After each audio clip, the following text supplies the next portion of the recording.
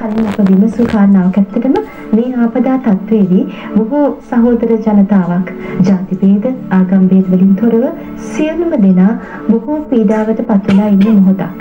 තමන්ගේ කායික වගේම මානසික පීඩා අතිමහත්. අපේ සම්වහන්ස ධර්මයේ දැක්වෙනවා ආතුරකාරෝ අනාතුරෝ චිත්තෝ.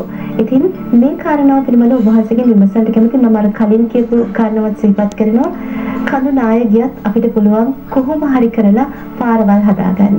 හැබැයි අපේ හිත නාය ගියොත් අපි කොහොමද හිත හදාගන්නේ?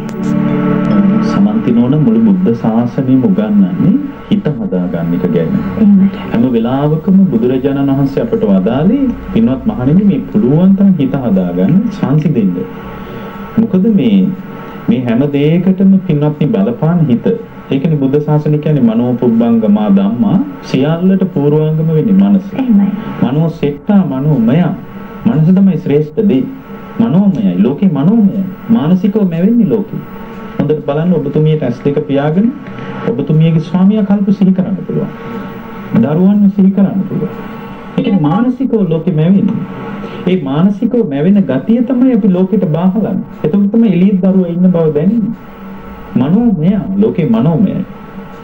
එතකොට මේ මනෝමය වශයෙන් අදුත් චිත්ත මේ දූෂිත මනසකින් ප්‍රසන්න චිත්ත ප්‍රසන්න මනසකින් එයා කරන කියන හිතන සියලු දේවල් අතර තමයි ලෝකයේ තුල සාවද්‍යතාවය නිර්වද්‍යතාවය නිර්මාණය වෙන්නේ. ඒ නිසා අපගේ භාග්‍යතුන් වහන්සේ වදාළ සියල්ල මානසික බව.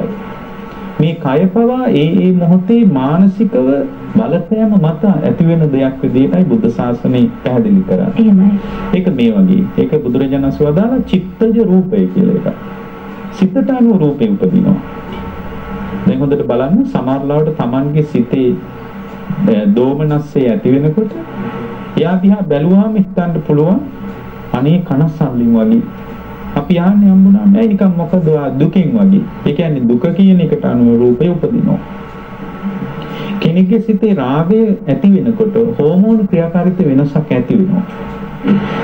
එතකොට මිනිහෙක්ගේ හිතේ සතුට ඇති වෙනකොට ඒ සතුටට අනුව එයාගේ රූපේ දිහා බැලුවාම එයාගේ සන්තුෂ්ටිමත් බව පේනවා. එහෙනම් මේ සිත කියන්නේ කායට බලපාන ප්‍රධාන සාධකයක්.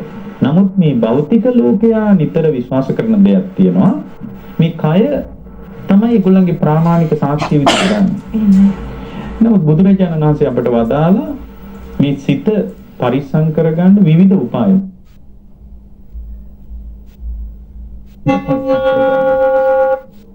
ප්‍රවේශම් කරගන්න සිතක් තියෙන නිසා තමයි බුදුරජාණන් වහන්සේ අපිට සීලය කියලා දෙයක් අනුදෙනවා වදාළා.